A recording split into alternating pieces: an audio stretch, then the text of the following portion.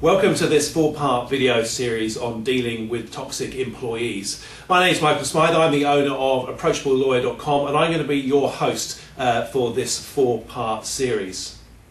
Now, have you ever had anyone in your business or your organisation who just simply leaves a trail of destruction behind them?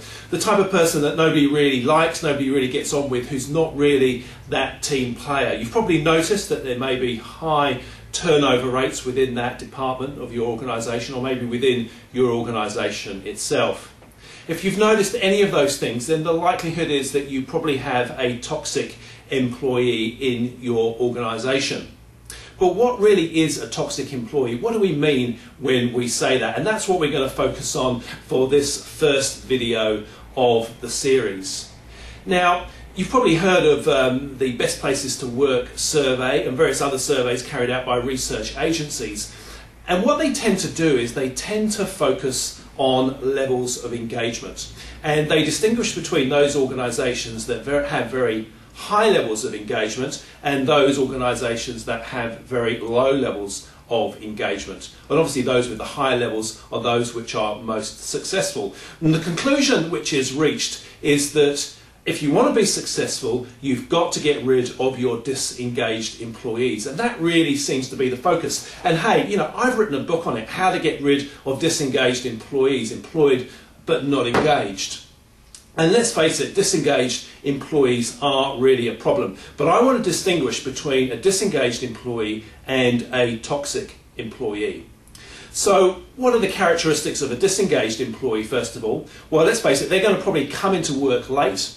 They're probably going to take excessive leave, so they're going to use a lot of sick leave. When they get into work, they're probably going to surf the internet all day, not really get much work done. And of course, the byproduct of all this is their work performance is going to be very, very poor. And there is absolutely no doubt that disengaged employees are a problem, because they're going to be taking all this leave. You're not going to be getting your full return on investment from those employees. They're probably going to be infecting all the other employees around them. And what the statistics show is that if you have a disengaged workforce, then you're going to be getting 60% less sales than an active workforce. So the conclusion most people come to is, hey, right, let's just get rid of all our disengaged employees. But before you do that, just ask yourself this simple question: what is actually causing the disengagement? You see, there will be employees who are disengaged by their very nature. They'll just be lazy, they won't want to be in your workplace. And sure, those kind of employees, you need to free up their future. Go through a performance management process with them, get rid of them out of your organisation. Then there will be those employees who maybe they just don't fit into that role, or maybe fit into your organisation. If they don't fit into the role, find a role for them within your organisation which they will thrive at. So move them around, change the seating. Or if they're not fitting within your organisation, then have no difficulties then moving them on and freeing up their future to move on to somewhere else. And there'll be the people who just simply would prefer doing something else, maybe sitting on the beach and surfing, and those are the kind of people you certainly do want to get rid of. But there's another class of disengaged employees, and the reason they're disengaged is because they have to work with a toxic employee. Now that is the problem with toxic employees. You see, they cause other employees who would otherwise be probably quite good employees to become disengaged. And that's why they are a problem to your organisation and to your sales and to everyone else around them, because they will be infecting everyone else. Nobody will want to work with them. Nobody will want to come in contact with them. And because of that, all these other people are not working efficiently and they're not doing their job properly. So in many ways, the toxic employee is actually far worse than the disengaged employee, because the effect of their toxicity is going to have a much wider reach throughout your organisation. And the problem with toxic employees is if you were to put them on a scale of engagement, they may not be right at the bottom in the disengaged category. They may be higher up the scale of engagement. They may even be quite fully engaged. They may be at the top end, particularly if they're in a leadership position. They might be the people who stay long hours working into the night, but it's the effects they're having on the people around them that is the problem. So therefore they fall off the radar in all these types of surveys that are carried on.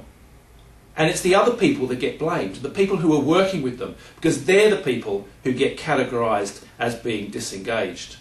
But you fix the toxic employee, and then you fix everybody else.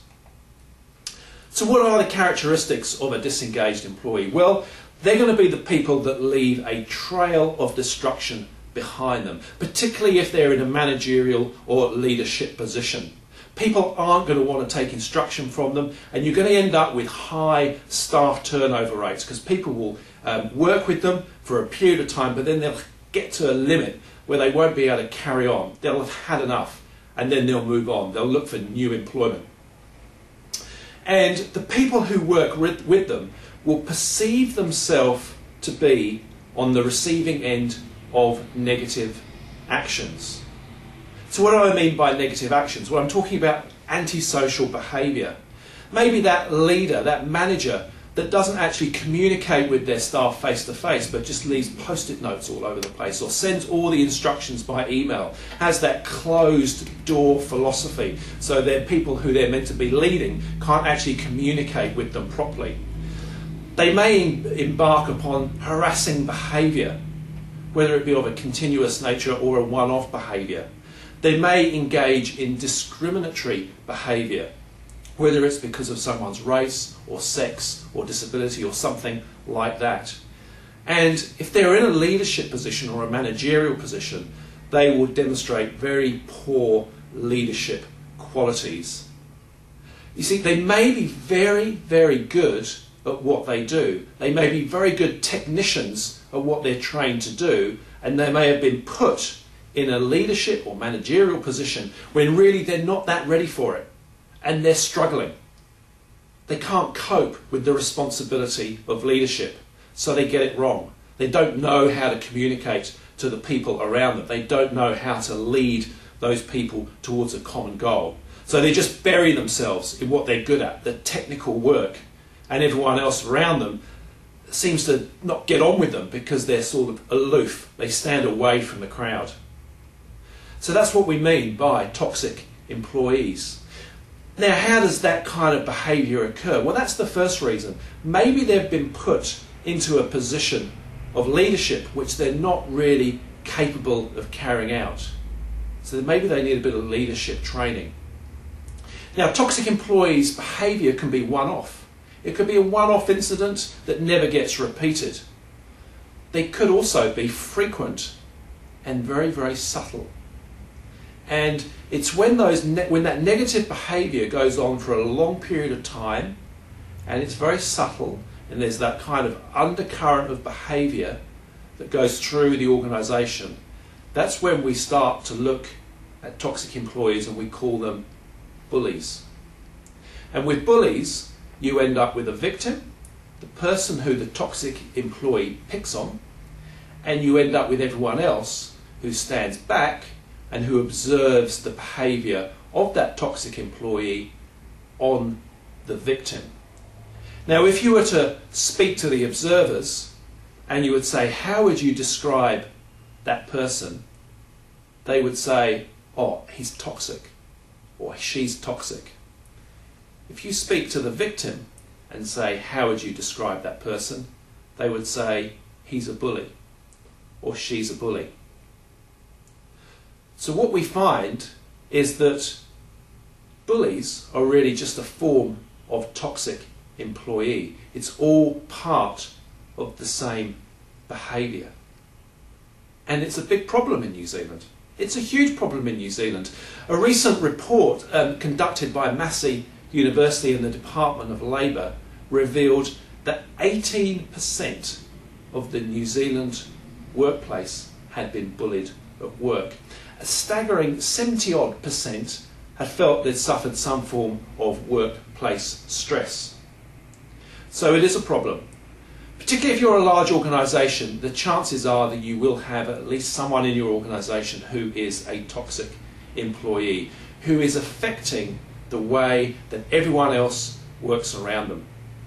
And you've got an obligation, whether you're a business owner, whether you're an HR officer, or someone of that nature, if you've got in a position where you can do something about it, you have a responsibility to do something about it. So what I hope through this video is that I've just stimulated a few ideas in order that you can actually go back to your organisation, just take a step back and have a look round and see whether you can identify who, if there is one of course, in your organisation could fall into that category of toxic employee. Particularly if you're getting complaints from people that they feel as if they're being bullied or they're not being treated fairly by someone.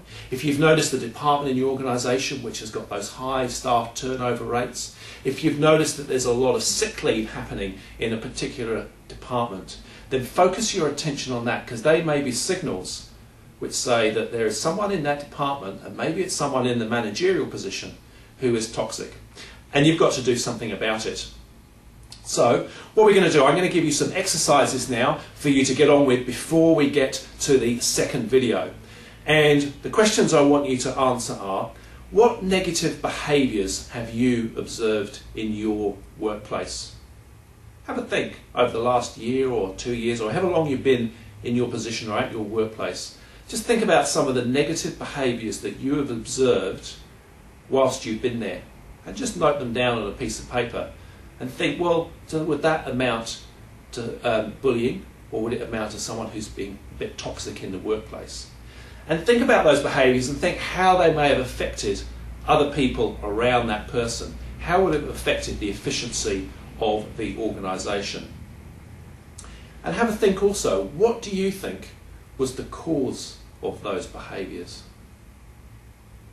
So have a think about those 3 questions, and I'll see you in video number 2. In video number 2, we're going to look at some prevention strategies for making sure that you don't end up with a toxic employee in your workplace. And specifically, we're going to be looking at the culture of your organisation, and whether that is a culture which allows toxic employees to enjoy themselves, to actually do what they do, or whether it's a culture that actually prevents them or stifles them from operating. So my name is Michael Smythe, and I look forward to seeing you in the second video of this series. Thank you.